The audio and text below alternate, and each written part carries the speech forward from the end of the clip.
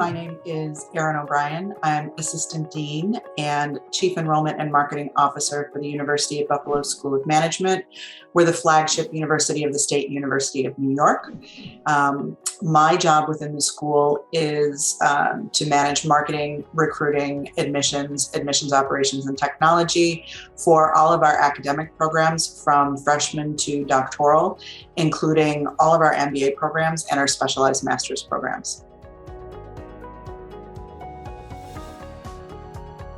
The MBA formats that we offer are the traditional 2-year in-residence MBA program. We also offer a MBA program for working professionals, and that is designed on a evening or weekend format. And then we have an executive MBA, which is designed on an executive weekend format. In our MBA program, our full-time MBA program, we have 9 concentrations and 19 dual degrees. In our working professional MBA program and executive MBA programs, the format is a little bit different, so we don't have concentrations there. However, we're doing some research into those programs right now, and we're finding that working professionals and executive MBAs are interested in things like concentrations and tracks. So that might be coming in our executive and working professional programs. But let's stick with the MBA, the full-time MBA program for right now. So we have 9 concentrations and 19 dual degrees. A significant portion of our class, which I think is unique to our MBA program, a significant portion of our class are doing degrees in other professional schools on campus, and they're either merging or capping those degrees with an MBA program. And so when we build teams within our full-time MBA program, you're just as likely to have an MD MBA or a JD MBA or a social work MBA or an engineer MBA on your team as you are a single degree student. Because of that, our concentrations are built to be very flexible. So some of our single degree students who have the most flexibility within their programs might take 1, 2, or even 3 concentrations, where a dual degree student who doesn't have as much room in the credits of their program might only be able to do 1 concentration or might not do any concentration and might keep a more generalized path. So single degree students might do something like they might take a finance concentration and layer analytics concentration on top of that, and a consulting concentration on top of those 2, where a dual degree student, like say an MD MBA, might do a health administration concentration, and that's it. Or they might take a more generalized pathway where they're taking the core courses, and then maybe they're taking the next level into each one of the disciplines so that they're more well-rounded from a general perspective. So I would say our full-time MBA program is very flexible in terms of the ability as a student to chart your own path through the program. It varies, but we try to keep it somewhere between 30 and 40% of the class, because we don't want to alter the MBA class so much that it's no longer an MBA class. So somewhere between, I would say, depending on the year, 30 to 40%. And if you were to look at the components, I would say health professions and engineering. If you add up all the health professions together, PharmD, MBA, MD, MBA, DDS, MBA, if you were to add all of them together, they tend to be the one of the largest groups within our dual degrees. And then our engineering students, we partner with the School of Engineering on 7 or 8 engineering majors.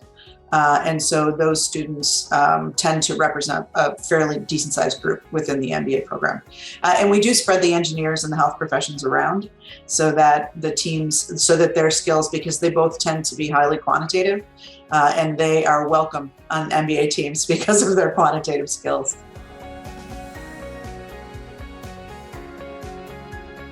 It definitely skews our work experience profile, and it skews it down, because many of those students have not had post-baccalaureate work experience. However, we've made a conscious trade-off on that, where the experience that they have had going through medical school, because we don't, like with MD MBAs and JD MBAs and some of the other programs, we admit them after they've done a significant amount of their other program, their doctoral level program. So we're not getting first-year medical students, we're getting fourth-year medical students. At that point, they've had all of their coursework, they've gone out and they've done rotations, they've taken two steps of their board exams. So they come to us with a significant amount of disciplinary experience, even though it's not the traditional professional work experience you would expect. And like I said, we've made a conscious trade-off on that, because what our dual degree students bring to our cohort is far more interesting than what 2 years of post-baccalaureate work experience brings on any given day. And here's a really good example. And I think what these students bring is interest in ideas that perhaps a single degree student with post-baccalaureate work experience can't even think of. Our dual degree students, I would say, tip towards the entrepreneurial. And we recently had an MD MBA who was extremely entrepreneurial. Like he was going through medical school, but he had a business brain, and he saw opportunity, because he still does, sees opportunity everywhere. And he took the MBA for all it was worth. He did every entrepreneurship competition. He won seed capital. He used all the entrepreneurship resources on campus. He used his MBA team to generate ideas, and they launched a company afterwards.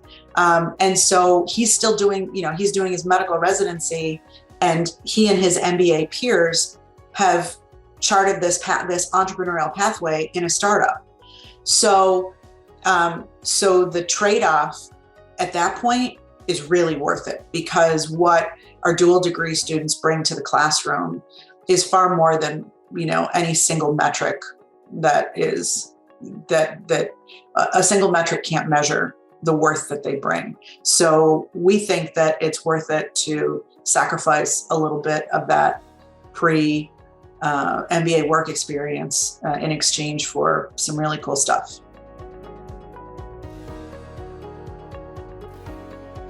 I may be a little bit biased, but I think we have a rock star career team. They really take a lot of effort to help all of our students, not just our MBA students, because they're responsible for everybody, but all of our students, really give them the opportunity to explore the most impactful career that student can have. And they do a great job in bringing recruiters to campus. Well, they don't come to campus anymore, but they do everything virtually. So our career team spends a lot of time with both single degree students, single degree MBAs and dual degree MBAs. And specifically with the dual degree MBAs, they've created a structure whereby we have enough depth on these dual degree MBAs that, just like our single degree MBAs, we send those students out into the world, and then they come back and they mentor other MBA students, through the pipeline and into their companies, which is fabulous. But because we have so many dual degree students as well, we now have that pipeline of industry-focused dual degree MBAs. And we've created this ecosystem whereby those students now come back and mentor current students out into their jobs. And if you look across our employers, and you can see our employers on our website, we put them right on the front page, but we've got everything from big banks to big tech to big consulting to smaller, more regional organizations. When you look at the split on where our MBAs are going, half of them are staying in the region, and the other half are leaving the region and going to big cities in the United States. We have lots of students in the metro New York area, Boston, Washington, Chicago. We tend to be a little bit, just because of where we are geographically, we tend to be a little bit more East Coast, Midwest employers. But we also have a good number of West Coast tech employers as well. So I would say our career team does a great job in preparing our students and focusing on our students and really getting them ready for their career journey. And I don't think we're necessarily unique in when we start preparation, because we start preparation before orientation. And it's an every semester journey with the career team. We do orientation into each semester. We call it the MBA Advantage. The UB MBA Advantage gives our team, both our academic and our career team, an opportunity to reset with the students before they go into each semester, and give them pointed roadmaps for what to be doing in that particular semester. So it's a very prescriptive and focused exploration in career and connections. And we know, just like you guys know, it takes 2 years to make the type of connections that will result in the jobs that most MBAs want when they get out of their program. So our career team does an excellent job at doing that.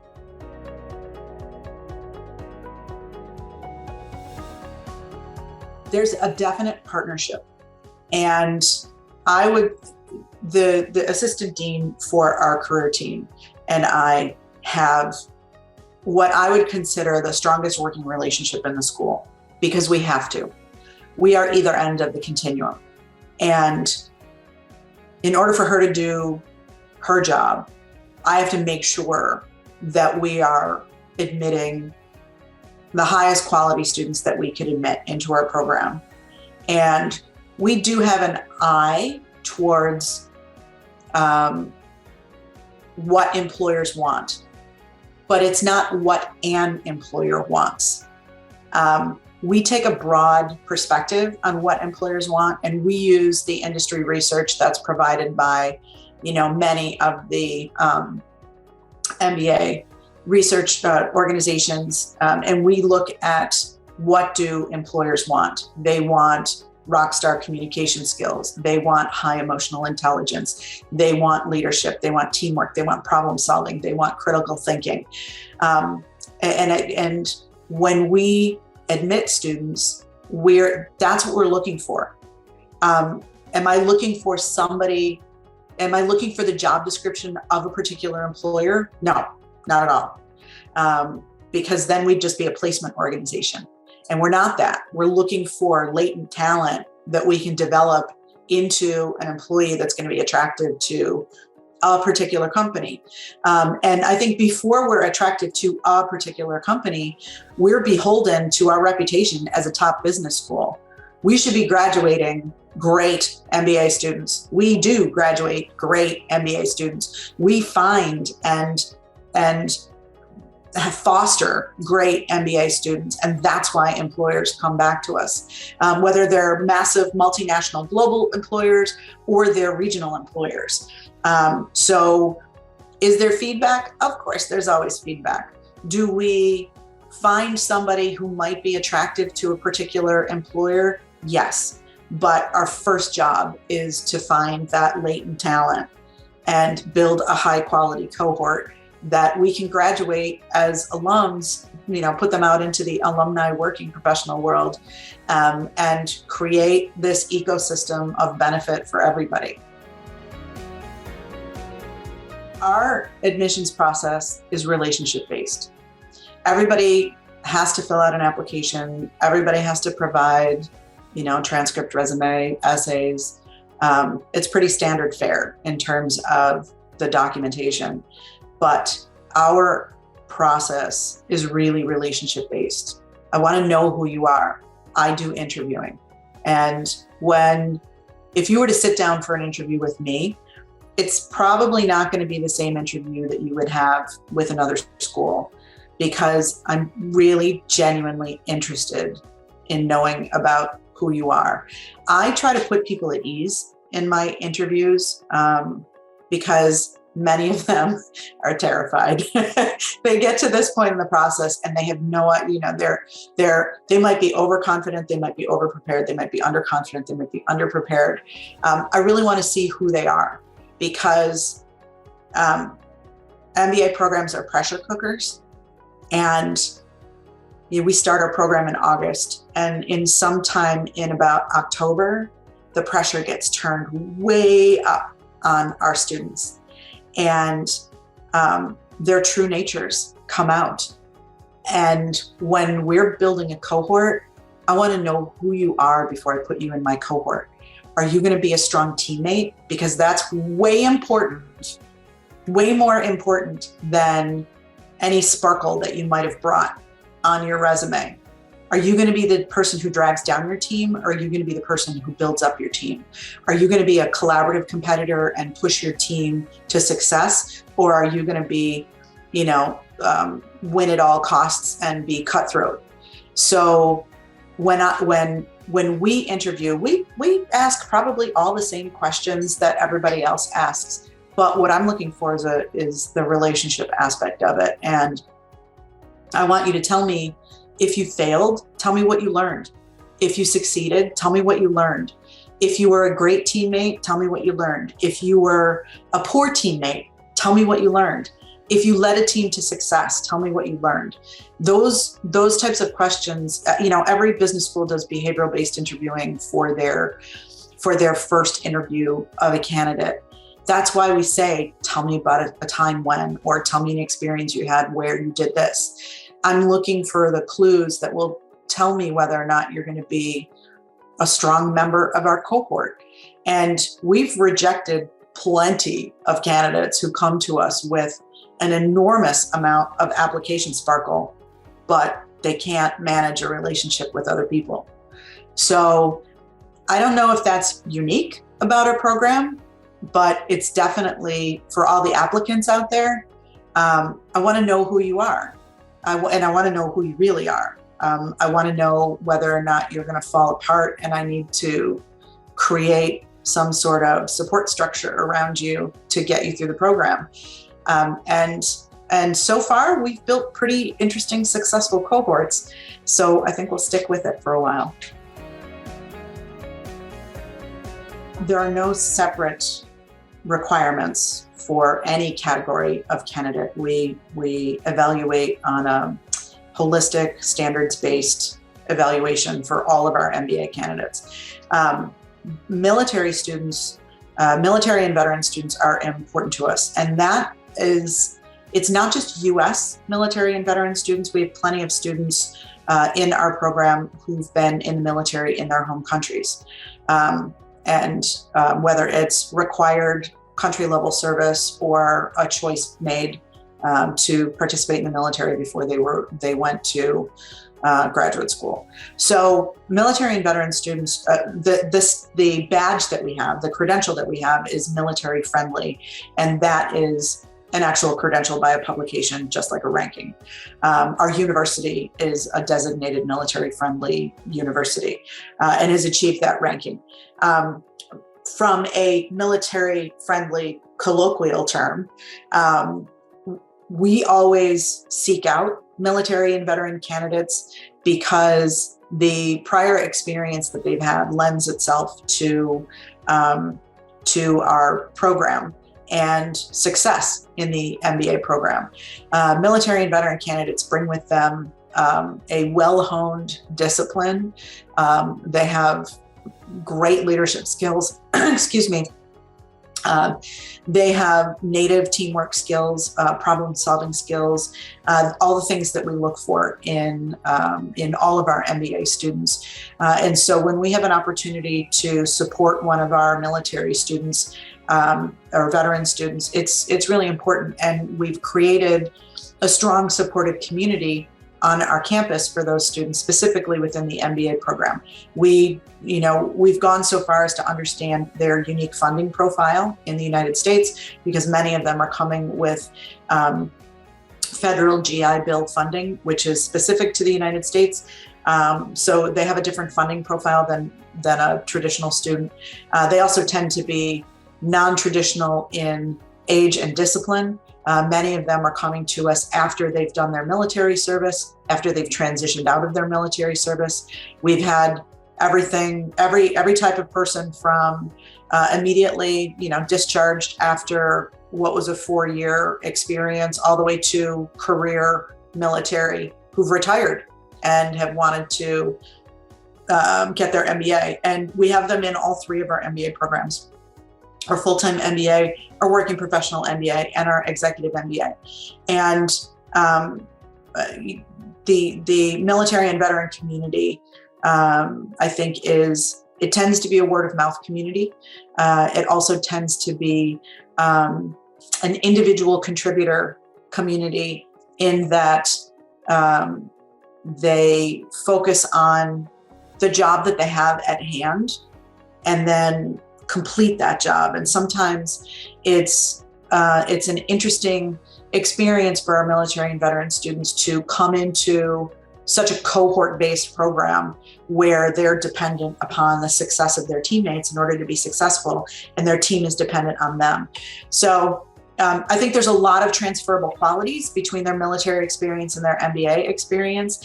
And I think in the end, the military and veteran students that we have, the goal is to take their military experience, just like you would take the work experience of somebody who is non-military, but to take that experience and teach them how to transform that into their post-MBA career, and to learn how to translate between their pre-MBA world and their post-MBA world. I personally am a huge supporter of our military and veteran students. I come from a military and veteran family, and so they're very close to my heart. And I've told all of our vet students that whatever they need, I'm there for them to help them solve problems and be successful in our programs. And I would encourage anybody who's interested in this aspect of our MBA program to visit our website at management.buffalo.edu. We have a whole section on military and veteran students, and they're the ones that can attest to the support, just like all of our other students, but they're the ones that can attest to the support that we provide in the program. We're very proud of it, and we're very proud of them and their service. This is a great question. No, there's no guarantees in life at all. This is a big risk. And when somebody enters an MBA program, and when I did my MBA, I went through the same the same experience. You're risking a lot of time and money and effort into what is hopefully a really big payoff in your life. And for me, I can say absolutely the risk was worth it. For our students, I think I could speak for them and say they're gonna say the risk was worth it as well. Here's the guarantee. The MBA is a transformational experience.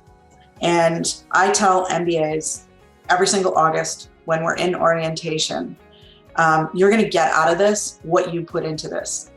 And if you throw all of your effort in for the 2 years that it's gonna take to do the full-time degree, you kind of reprioritize your world and move all the non-essential things out of the way for 2 years and throw every ounce of energy that you have into this program, that's exactly what you're going to get back from it.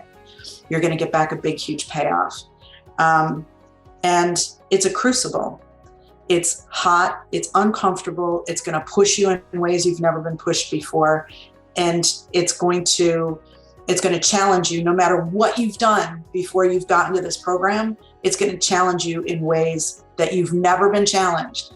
And some days are going to be super frustrating, and some days are going to be super celebratory. And it's going to be an amazing experience. But the thing with crucibles is it has to get hot enough to actually change. And so when it's hot and uncomfortable and you're in a place where you want to quit, that's when the transformation is actually happening. And that's when you have to stick it out and keep going. And that's when you have to realize that the person you were when you started the MBA program is not the same person who's graduating. So no matter what you do, where you come from, how you started, what you decided, no matter what it was on the start line, when you get to the end line, you get to the finish line, you're a different person. And if you've put all that time and energy and effort into the change, pretty sure you're going to be happy with the change. So the guarantee is this is a transformational opportunity. Don't waste it.